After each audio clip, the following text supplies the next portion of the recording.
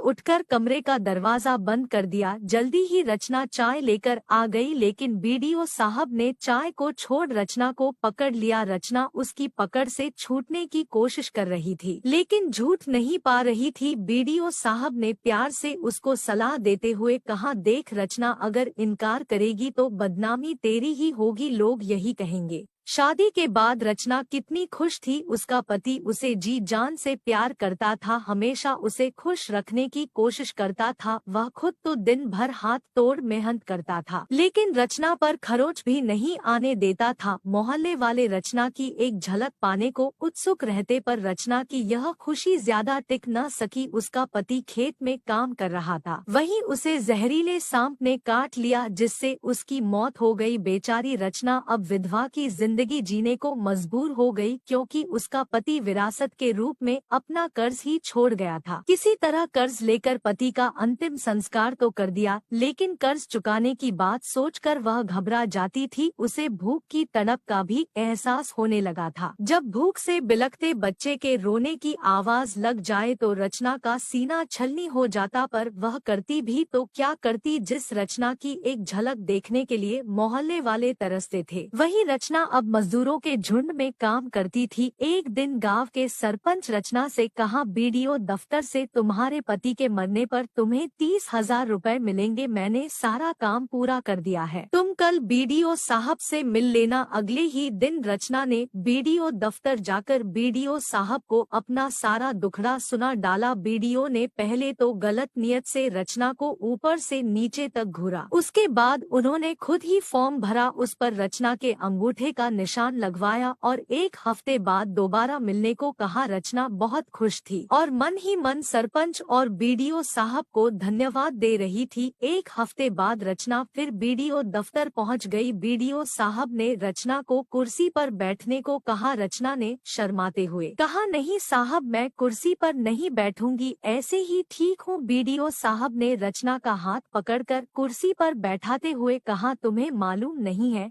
कि ये सामाजिक न्याय की सरकार चल रही है, अब केवल गरीब ही कुर्सी पर बैठेंगे। कुर्सी पर बैठी रचना के चेहरे पर चमक थी, वह सोच रही थी कि आज उसे रुपए मिल जाएंगे। उधर बीडीओ काम में उलझे होने का नाटक करते हुए तिरछी नजरों से रचना को ऊपर से नीचे तक देखे जा रहे थे और मन ही मन उतावले हो रहे थे। तकरीबन 1 घंटे बाद बीडीओ साहब बोले, तुम्हारा सब काम हो गया, बैंक से चेक भी आ गया, लेकिन यहाँ का बड़ा नेता एक नंबर का घूसखोर है, वह कमीशन मांग रहा है। तुम चिंता मत करो, मैं कल तुम्हारे घर आऊंगा और वहीं पर अकेले में रुपए दे दूंगा। रचना थोड़ी नाउम्मीद तो जरूर हुई, फिर भी बोली, ठीक है साहब, कल जरूर आइएगा। इतना कहकर रचना बाहर निकल गई। आज रचना ने अपने घर की अच्छी तरह से साफ सफाई कर रखी थी, अपने टूटे फूटे कमरे को भी इस सलीके से सजा रखा था। वह सोच रही थी कि इतने बड़े साहब आज उसके घर आने वाले हैं,